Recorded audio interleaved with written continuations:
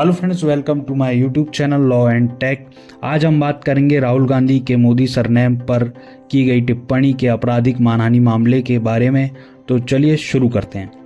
साल था 2019, महीना अप्रैल। राजनीतिक पार्टियां लोकसभा चुनाव की रैली और सभाओं में लगी हुई थी।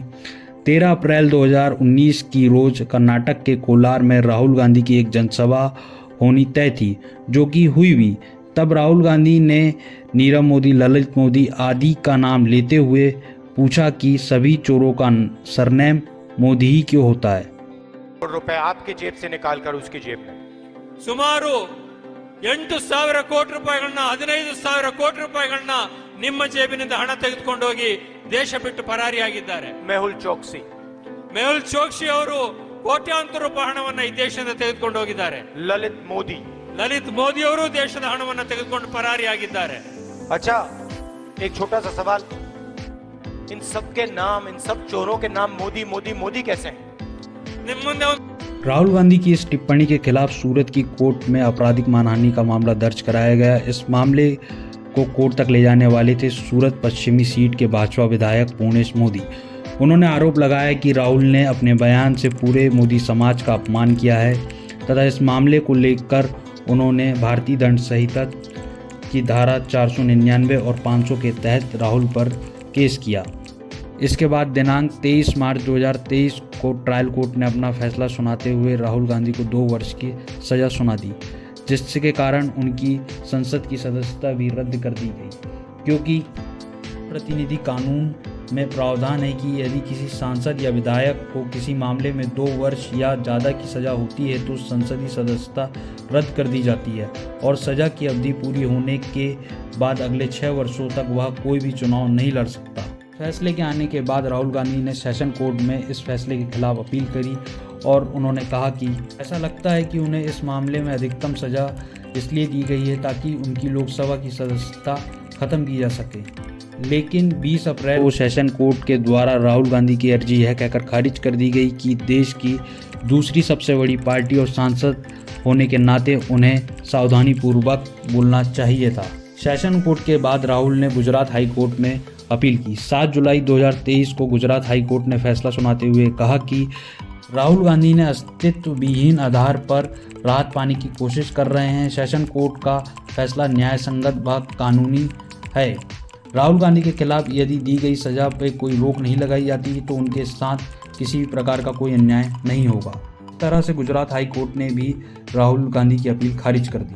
फिर उसके बाद राहुल गांधी ने सुप्रीम कोर्ट पे अपील करी और सुप्रीम कोर्ट में राहुल गांधी के वकील थे मनु सिंह भी, जिन्होंने कुछ निम्न प्रकार की दलीलें दी, जो इस प्रकार थी। पहली दलील ये थी कि राहुल गांधी ने अपने भाषण में जिनका नाम लिया है किसी ने मुकदमा नहीं किया है।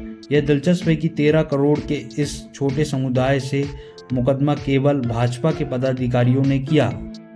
दूसरी यह है कि शिकायतकर्ता पूर्णेश मोदी का मूल सरनेम मोदी नहीं है, उन्होंने इसे मोद में बदला है। तीसरी यह है कि कोई समाज के खिलाफ अपराध का केस नहीं है, यह मर्डर, रेप, अलगाव करने जैसा मामला भी नहीं है, इसलिए यह कैसे कहा जा सकता है कि यह एक गंभीर प्रकृति का मामला है। चौथी यह कि भाजपा के कार्यकर्ताओं ने राहुल गांधी पर कई केस दर्ज कराए हैं, लेकिन किसी भी केस में वह दोषी नहीं पाए गए हैं। पांचवी यह है कि लोकतंत्र में असहमतियों के हक की बात कही गई है। उन्होंने कहा कि लोकतंत्र में हमारी असहमतियां होती है, हम इन असहमतियों को शालीन भाषा में व्यक्त करते हैं। छठवीं दलील यह है कि वायनाड लोकसभा सीट पर अब तक उपचुनाव नहीं कराए जाने पर भी उन्होंने सवाल उठाए। उन्होंने कहा कि इन लोगों को पता है कि अंत में वे हारेंगे, इसलिए अब तक वायनाड में उपचुनाव का फैसला नहीं लिया गया है। दूसरी तरफ के वकील थे महेश जेठमलानी। उन्होंने पॉइंट आउट किया कि राहुल गांधी का इरादा मोदी सरनेम वाले हर व्यक्ति को बदनाम करने का था, सिर्फ इसलिए कि यह प्रधानमंत्री के उपनाम से मेल खाता है। और जेठमलानी ने यह भी कहा कि सांसदों की भाषा का उच्च स्तर होना चाहिए और साथ ही उन्होंने यह भी कहा कि राहुल गांधी को अपने इस कृत्य के लिए माफ़ी मांगनी चाहिए। दोनों तरफ की दलील सुनने के बाद सुप्रीम कोर्ट ने यह फैसला राहुल गांधी के हक में दिया और उनकी सजा व दोष सिद्धि में रोक लगा दी। सुप्रीम कोर्ट ने अपने जजमेंट में ये बातें भी बोली। ट्रायल कोर्ट ने अपने आदेश में अधिकतम सजा सुनाई है। एक अवमानना के मामले में याचिकाकर्ता को इस कोर्ट से मिली चेतावनी को छोड़ दें तो ट्रायल कोर्ट के जज ने 2 साल की अधिकतम सजा देते हुए कोई और वजह नहीं बताई। केवल 2 साल की अधिकतम सजा की वजह ही से जनप्रतिनिधि कानून की धारा 8(3) के प्रावधान लगाए गए हैं। खासतौर पर जब अपराध गैर संघीय, जमानती और समझौता योग्य था तो ट्रायल कोर्ट के जज से कम यह उम्मीद की जाती है कि वो अधिकतम सजा देने के लिए कारण बताए। तो दोस्तों आज के लिए बस इतना ही, मिलते हैं नेक्स्ट वीडियो में। Thank you so much for watching.